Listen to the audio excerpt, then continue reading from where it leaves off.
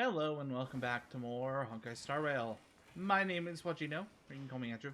You can call me, I guess, Don Hong. Okay.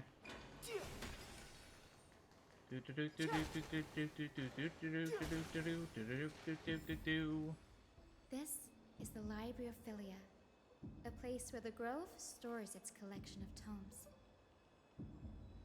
Other than books written by the seven schools, you can also find philosophical texts, ballads, and religious writings from the Outlands here.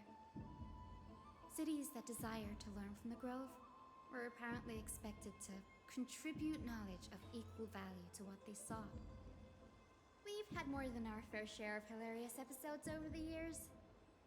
For instance, it's said that the Erythrocheramists once borrowed a manuscript from a certain author, but ended up returning a copy instead of the original. What's more, the original manuscript was supposedly then hidden here.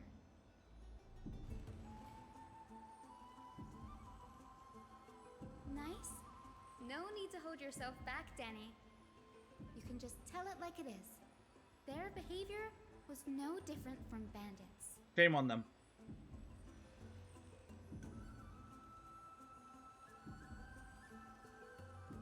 Whew. You've got me there. Some said you couldn't even find a dictionary in Castrum Kremnos, so I guess they were spared. There are too many books in the Library of Philia. Flipping through them all will take too long.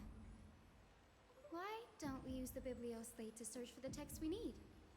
We can bring them back to Akuma for reading after that.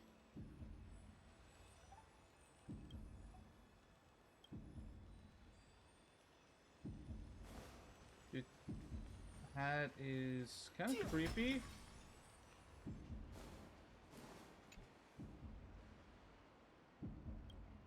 Blasphemer.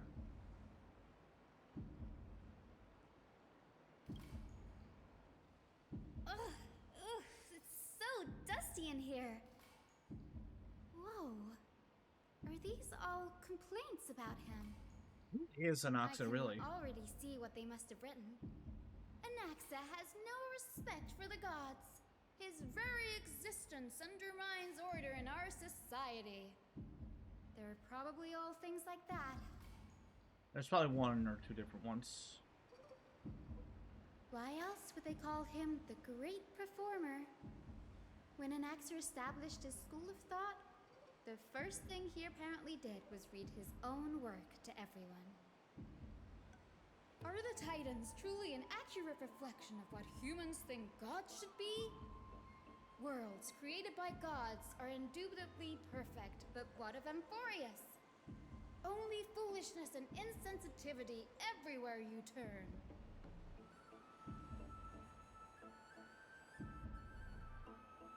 They marched him straight to the seat of judgment before he could finish. Of course they did. Though what he took on in the end was more of a debate than an actual trial. He had to address every one of the scholar's allegations, or face expulsion from the Grove. The first allegation was... Do you agree that since the Titans created the heavens and earth, so the mountains, rivers, and seas must likewise be their creations?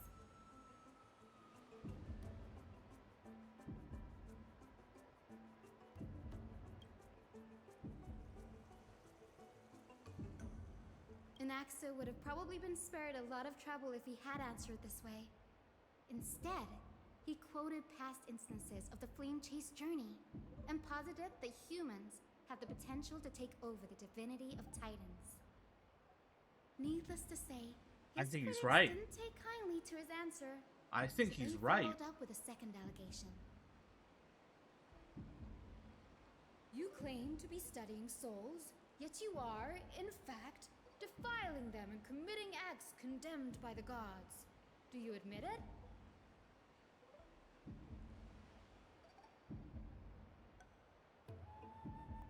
Anaxa always wears an eye patch, never removing it, even when alone. Some say he used one of his eyes as an alchemical ingredient.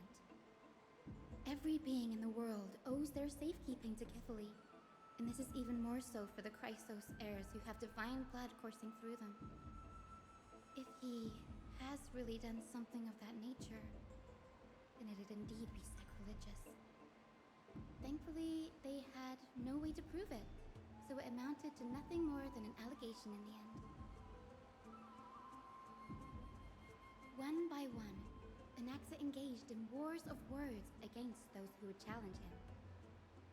Toward the end, a scholar asked him, "Anaxagoras, have you any respect for the gods?" It was only after a brief silence that he answered, "I have never denied that titans are meant to be noble constructs."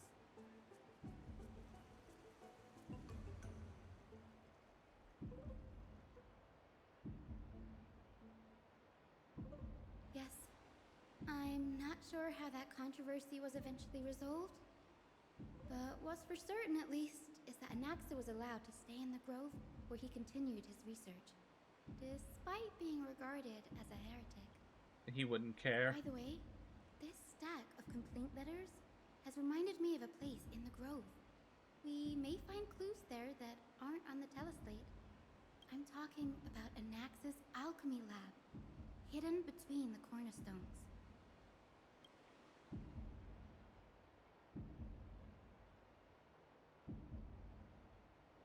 It's a well-kept secret. Among the 7 sages, excluding the nominal chief sage, each has a private sanctuary where they can conduct research undisturbed in their free time. Even the administrators of the Library of Philia are restricted from accessing those places and documenting the sage's research. But with the grove in this state, I'm sure Anaxa won't be mad even if we sneak into the lab for a short while. Right? He wouldn't give a shit.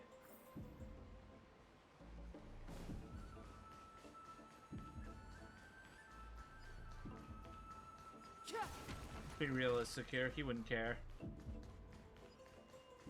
Ah!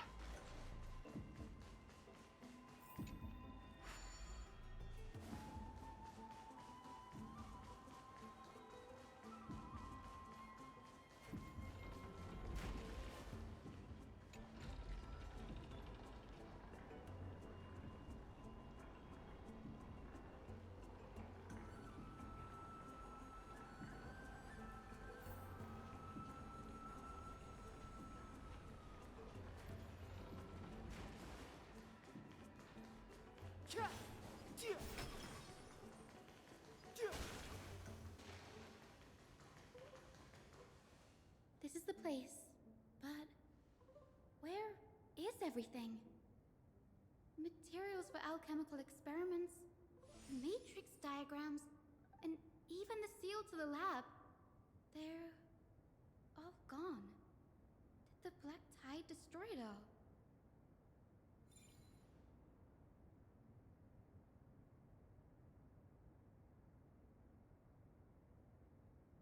No, not even close.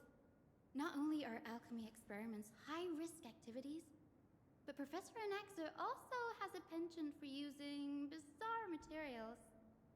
Students often saw him walk in looking right as rain, but come out covered in soot with his hair singed.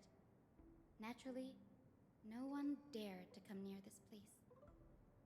Huh? That bookshelf over there seems to be the only thing still intact.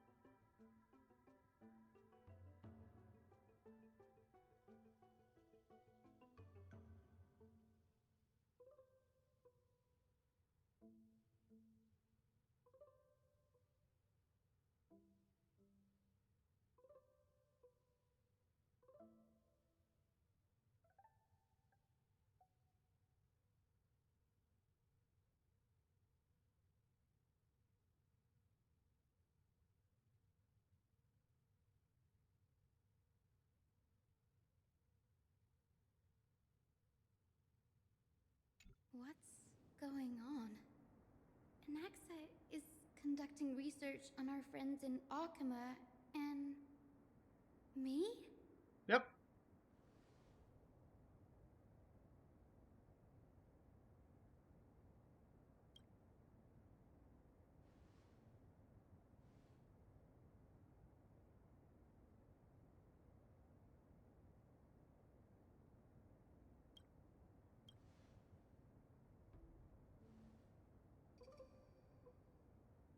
It wouldn't have been so strange if he had focused only on Cassie, given her own curiosity about her origins. Plus, considering that the new sporists have crafted omnipotent medicines capable of curing diseases, it also makes sense that he would conduct research on immortal Chrysos heirs. Like you. But now, it seems Anax's objective was never to create medicine, but to identify the origin of the golden blood and figure out its inner workings. Of course it was. He wants to understand.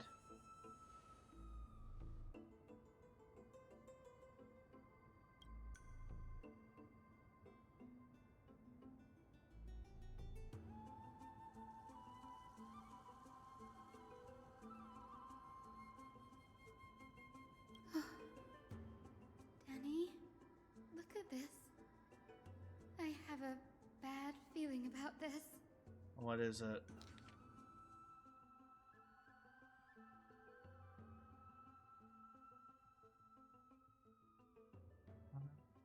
No.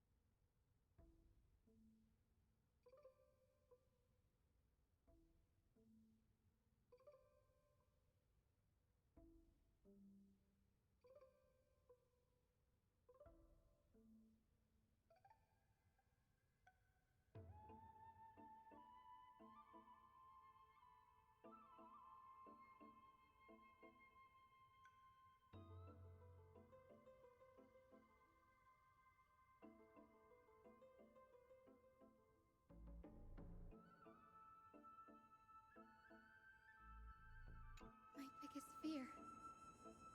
It's come true. After going through his notes, I think I can piece it all together now. Anaxa was carrying out experiments on soul transmutation. Yep.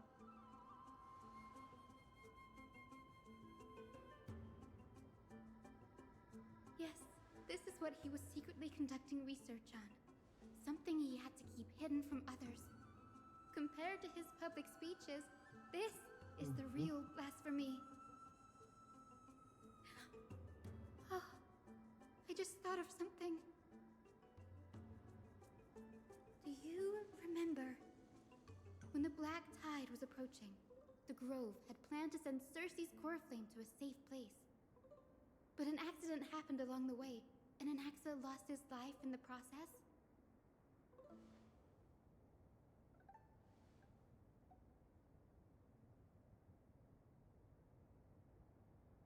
That's right. But what if Professor Anax's fusion with the core flame of reason wasn't an accident? Put yourself in his shoes. Knowing that the Black Tide was closing in and your time was running out, what would you have done?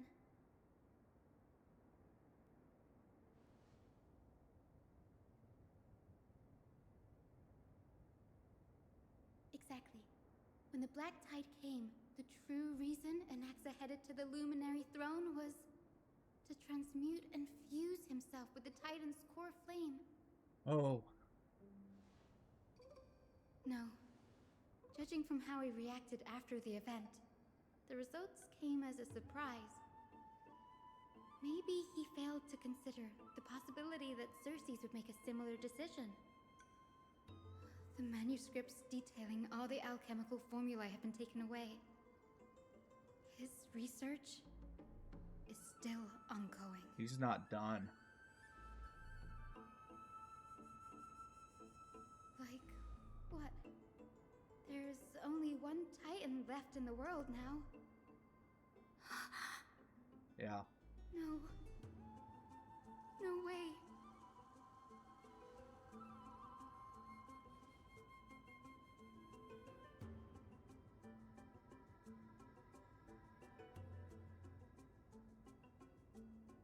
He's after Kefali. Yep. Sir, this sky above us, it's not real, is it? Of course not. This is just an image from a projection device used for educational purposes. A simple trick. The day-night cycle has been lost to this world. So that students like you may still learn about the night sky, astronomers have harnessed the Titan's miraculous power to manipulate the light, projecting the nights of the past here for you. Much like how the sky above the Holy City is also illuminated by Kefali's dawn device. So, the skies of Akama are fake too. You mustn't conclude that, Inoxa. You should know that only a child would expose a trick and be proud of it. Often people know more than they let on. They simply choose to feign ignorance because they have no other choice. Then they're just deluding themselves. People believe in Kefali's tale of Genesis, accepting wholesale whatever the priests preach. But we're different. We've already walked out of the firelit cave of ignorance. We have already realized that we live in a world where Titans make the rules. Even when we look at the sky, we're only seeing what they allow us to see. Rather than gazing at this mockery of a night sky fabricated by them for the rest of my life, why shouldn't I be the one to take control of the projection device instead? So much time has passed since you sowed the seeds of doubt in my heart, child. Many a night, I find myself penning down all my theories and wild ideas, only to burn them to ashes when I open my eyes in the day. Why? Because we'll face death by burning if word gets out? As a sage of the Venerationists, my soul has already become inextricably linked to the great tree. Every word I say and every move I make is certain to influence every leaf, every branch, even the tree itself.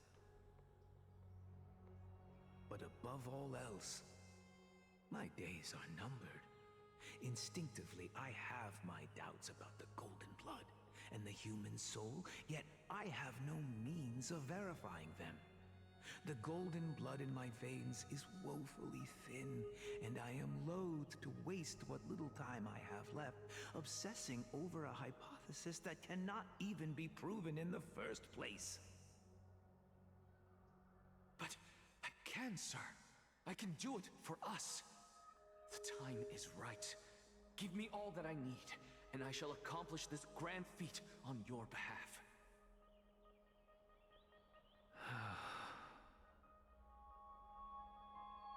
You're right.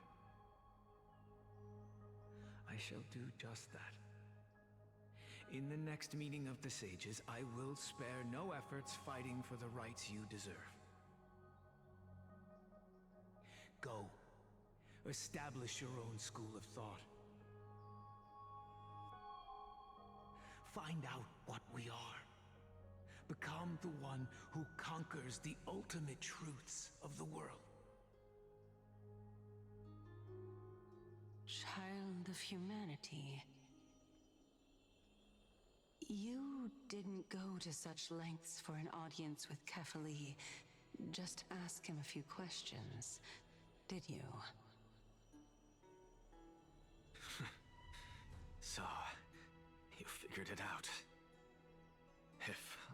as foolish as a Dromus. Perhaps I'd throw myself down and prostrate before their greatness, begging for the gods' prophetic wisdom. Well, sorry to disappoint, but I'm no Dromus. Alas, I am a human, standing tall on 2 feet, possessing both intellect and pride. Before such power, does it make any difference whether you're a human or a Dromus? I'm sure you're familiar with the story of the Styxians. When the raging waves threatened to swallow them, they didn't just give up and become sitting ducks. No. They constructed a dam that kept the roaring tide at bay, chaining down the mad Fagusa. They call me a blasphemer, Circes. But that doesn't mean I deny the existence of gods. It's just, as I see it, Titans are simply a force that mankind has yet to find a way to tame. Oh? If power that rivals the Titans is what you crave, why not conform to the prophecy and brave the trial? Why stop at harnessing the power of the Titans when I can do so much more? The source of life is what I wish to grasp, to understand what makes up the soul, and to learn what we really are. Thanks to you, I've had the chance to personally verify, in more ways than one, that the soul indeed ceases to exist in death. But where there is death, there is life. And where there is an end, there must also be a beginning. How then is a soul born? That was the only unknown variable left in my calculations. And by the sound of it, you have already formed a conjecture. No, I have already drawn a conclusion. In my journey unto death just now, I finally saw the answer with my own eyes. Professor Anaxa. I'm here. Her life hangs by a thread. I must ask you to refrain from taking any unnecessary steps. Of course. I'll bring this to a conclusive end, and give you the answer you so desire. However, in accordance with the principle of equivalent exchange, I must also demand from you what I need. As you wish. Don't you care to know what the price might be? It's a matter of uncovering the truth about the Death Titan and her survival. This may be the only time I can ever save someone's life. There is no need for me to think twice. I see. In that case, let the show begin. Indulge me. Am I correct to say that you intend to prove Thanatos' whereabouts and prove the nature of our existence now? Of course. Before I begin, I must confess I had been stuck in a cognitive trap all this time. As unrelated as these two propositions may seem at first glance, they are in fact logical equivalents. They are merely two different ways of telling us about what the soul is at its core. The reason I say this is, as I've mentioned earlier, the answer was hidden in my journey unto death. Anaxa, you were in the Netherrealm? Yes, I am but a living dead man now, but that's not important. What truly matters is, I overheard a conversation between heroes. That's not all. Remember how I said you were a part of that conversation too, Circes? He was. And I've told you that I have no recollection of such an event. That was likely just Nope. an illusion conjured up by It the was mind real. of a dying man. Of course you would remember. Because that wasn't you. That was Calypso, one of the 7 sages of the grove. Calypso? Huh? Oh, that's the name I made up on a whim when speaking to this girl. How do you know of it?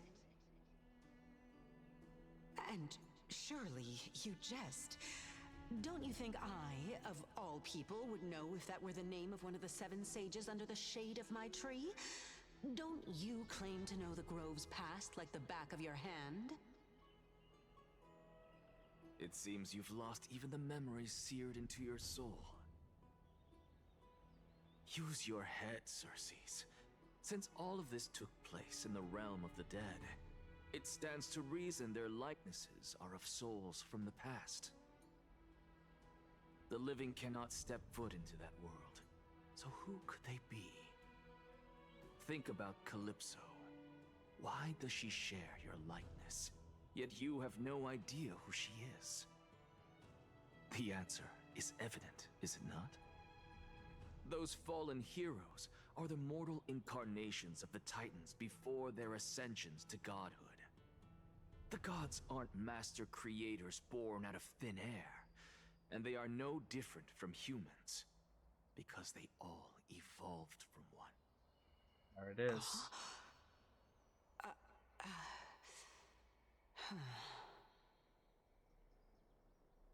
Does this answer disappoint you? Yes, because you've answered nothing. If I truly was once human, as you claim, then where do the children of humanity come from? Even on the off chance that you speak the truth, this brings us no closer to grasping Thanatos' whereabouts. Hold on, let him explain. How are we to find them? Hear the entire story. I knew you would say that. But it matters not. I know what I'm doing. Actually, why don't we have this supreme being standing before us tell us everything? You can revive a Titan? Humans cannot return from the dead. Neither can gods. But all we need to do is look at this from a different perspective, and the problem will resolve itself. The solution is simple. Just like what you did to me. If I'm reborn as Kefali, I can rebuild the world and all within it as they once did. Simple, is it not?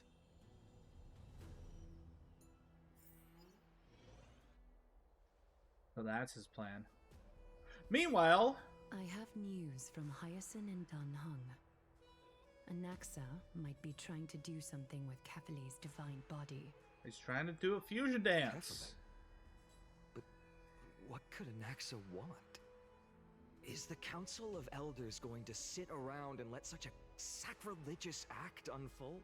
Yet they have no clue. That is not possible. He is indeed the great performer, capable of fooling anyone and everyone with his tricks.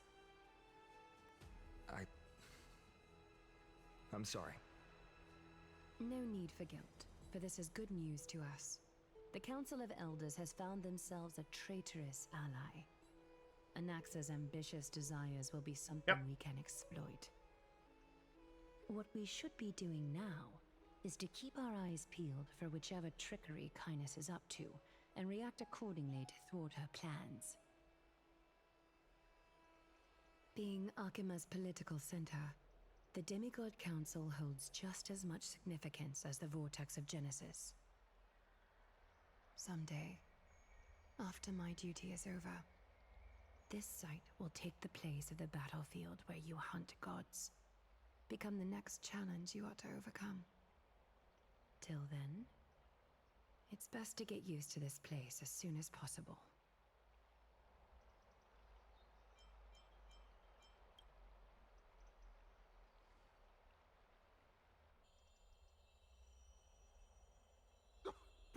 preposterous! The Christos heirs only have their standing because of the Council of Elders! How dare they trample over it!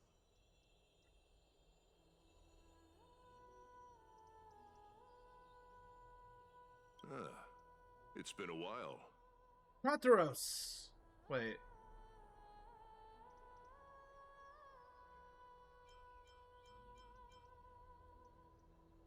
What is that supposed to mean?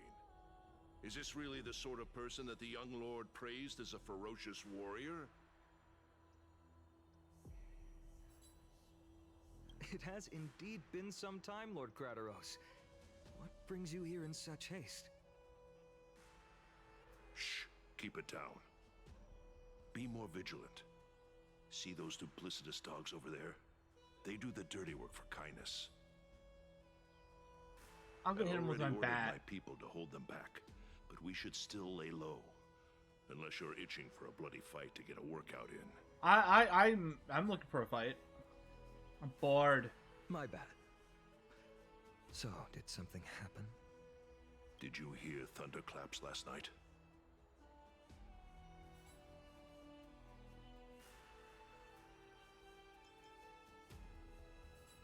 Acheron! Someone's came to... What? Let's go!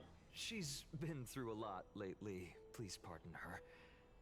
Can you tell us more about these thunderclaps? The clap of thunder. It's Acheron. Thunderclaps are beacon signals of strife. They are a message from the young lord. He threw a spear bearing several words at Akama. Watch out. The Flame Reaver is back. Oh, let's go. The Flame Reaver. I guessed as much. We didn't actually kill them back at the Kremnos Arena. I figured this is something you would want to know. We Kremnoans never back down from a fight. So if you plan to take that thing down in a battle, reach out to me anytime. But who is he? You have my gratitude. I will let Aglaya know about this right away. Remind her to be on her toes while you're at it. That vicious kindness has been unusually active lately. Those lackeys she keeps under cover have been going in and out of the city a lot more frequently these days. Some even seem to be getting Kremnoans to defect to the council. Ah, scumbags.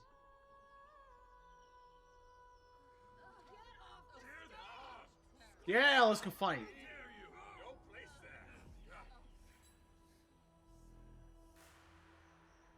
That's her. Looks like you can see it for yourself. We should get back. Thank you for the intel, Lord Krateros.